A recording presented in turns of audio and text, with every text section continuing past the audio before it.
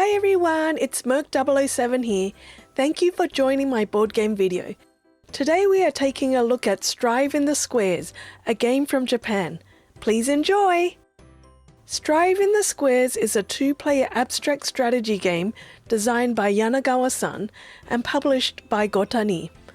Gotani made the fun games Where Am I, Alice in a Mad Tea Party and Rapid Dungeon, both games that I own and enjoy. I recently received Strive in the Squares to check out, so let's take a look at it together. In Strive in the Squares, both players need to manage and move their pawns to try to be the first to get their 3 pawn tiles to the center row to win. The game comes with a game board and 2 sets of 20 pawns. Each tile has 2 sides, and there are 2 of each tile. Each tile has an illustration, a strength, and an ability symbol. There are 8 types of pawns with the strengths 1 to 5. If you look at each tile, you'll notice that the number on both sides add up to 6. So from 1 to 5 here, and if you flip the tiles over, it goes 5 to 1. At first it may take some time to remember the tiles, but this is one of those games that the more you play, the more you'll become more skilled and also remember the abilities. Whenever you use a pawn's active ability, you'll need to declare it. So let's take a look at these different pawns. This pawn has the leap ability, which allows you to leap over a space and land in the next space. Up, down, left or right. Check if the row you're leaping to doesn't add up to 8, and then you can move the tile there. If you land on a space with an opponent, you can attack it with the highest tile remaining behind. On the reverse of those tiles are the support tiles. These tiles have a passive ability, so you don't need to declare it. Whenever there is a battle in an adjacent space, it gives that pawn a +1 strength. This pawn is quite handy, but you need to carefully maneuver it into place to support your other pawns.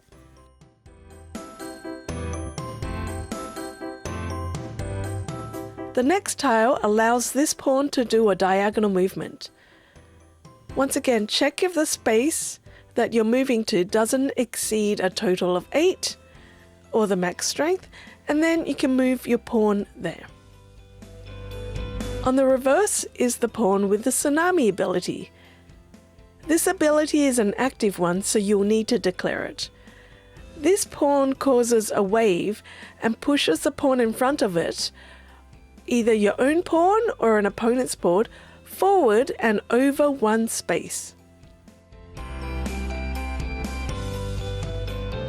The next pawn has the supply ability.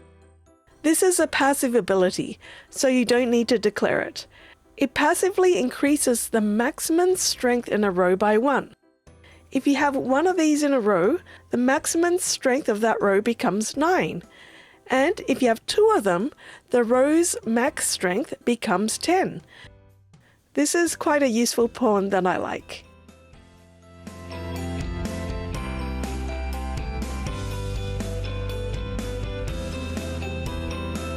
And on the reverse side is the pawn with the swap ability.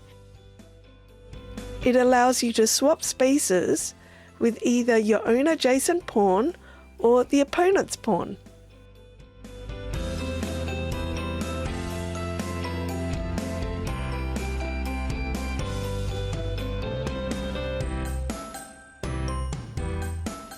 The next pawn is the pawn with the jump ability. When activating this ability, you can move this pawn to any space back to your territory. It can be a great way to get out of a sticky situation, or to provide support to another pawn by adding pressure, or even to attack an opponent's pawn in that row.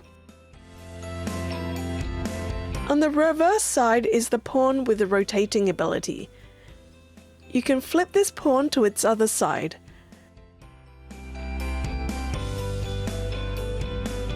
For example, if you have the rotating pawn with a value of 1, you could flip it over to its 5 side and later attack your opponent. In each game, during the setup, each player gets 10 tiles. In the standard setup, both players get the same set of tiles and they can choose it together. They will each get 4 pawns with a strength the 1 and 5 tile, 4 pawns with the strength of 2 and 4, and 2 pawns with the strength of 3 and 3. This is great when starting out because you only need to focus on the 10 tiles and you both have the exact same tiles.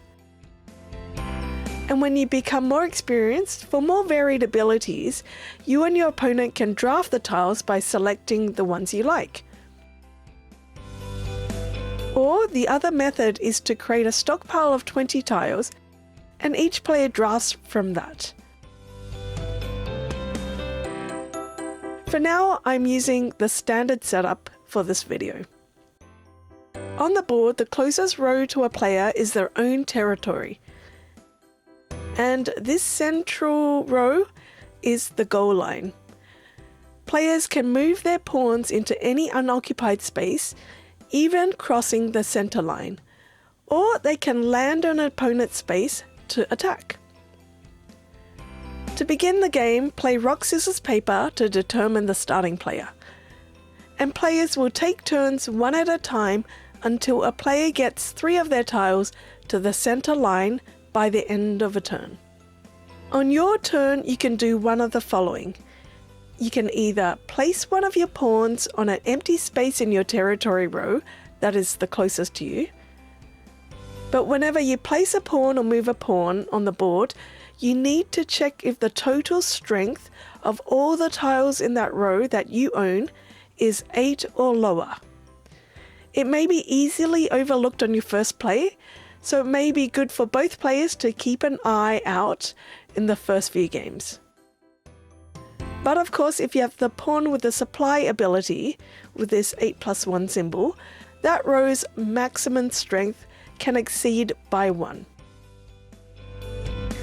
Or on your turn, you can move a tile up, down, left or right to an empty space, or into an opponent's space to attack it. When attacking, the pawn with the highest strength wins, and the lowest strength tile returns back to its owner.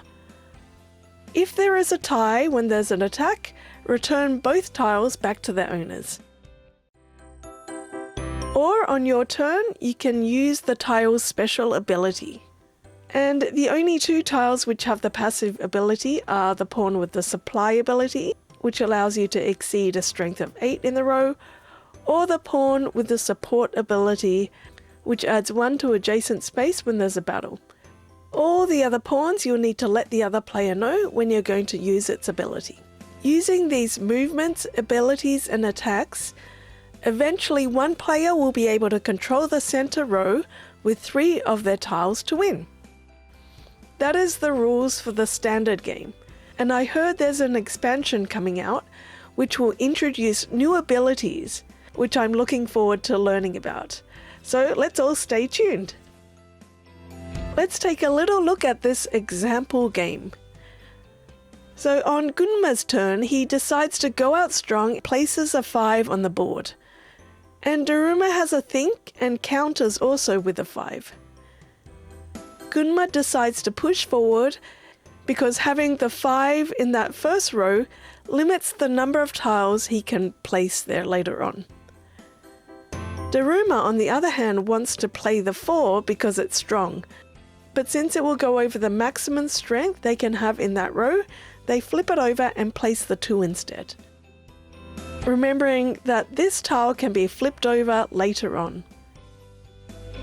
Gunma then adds the 3 strength support pawn, hoping to use it to back up the pawn with 5, but it needs to get into a good position, so for now he puts it diagonal. Daruma moves their swap 5 forward, and Gunma moves the support 3 pawn forward, so it's in position to protect the 5. Daruma shifts their swap 5 to the left in hopes to push forward to take the 3 later on. And Gunma decides it's time to bring out another pawn. Daruma reaches the center row with the swap 5. And Gunma doesn't want to lose the 3, so he moves it to the side. And Daruma now takes a chance to add more pawns to the board. Gunma now places the Tsunami 4. Since the supply 4 is in the same row, they could eventually add a 1 tile to that row later on. Daruma pushes forward with another tile, and Gunma tightens their ranks. But it looks bad for Gunma now that the 3 is in trouble with nowhere to move. Their hope is for the opponent's swap 5 to take their 3, and then they'll counteract it with their own 5. Gunma holds strong. They would like to move the tile up to the second row now, but it's already maxed out with a strength of 8, and just decides to add a new tile. Daruma makes a move and takes the 3. If Gunma doesn't defend in their next turn and use their own 5 to attack back, they will lose the 4. So Gunma sacrifices their own 5 to take it out. Since both are equal value, they both lose those tiles and it returns back to the owners. The game continues and progresses. And eventually Gunma is able to use the Diagonal 4's ability and move it to the open space in the center. Even though their total strength is now over 8, since there is a supply pawn there, they don't exceed the maximum value, and they take the win. I hope you enjoyed it, the exciting tense game between the two characters. Strive in the Squares is quite a fun abstract strategy, and with only 3 actions to choose from, and each of the tiles having a symbol on it representing its special ability, it's easy to pick up how to play the game, but also has a lot of depth. I think a game can take around anywhere from like 10 to 15 minutes or a little longer. And when there are more pawns on the board, there's a lot of interaction when the players are trying to take each other's tiles out. And in the game, you need to think offensively and defensively. It's one of those games that is easy to learn, but takes time to master. Since this has a nice table presence, I think it might help encourage others to try abstract strategy games with me, because I really like abstract strategy and don't often get to play it.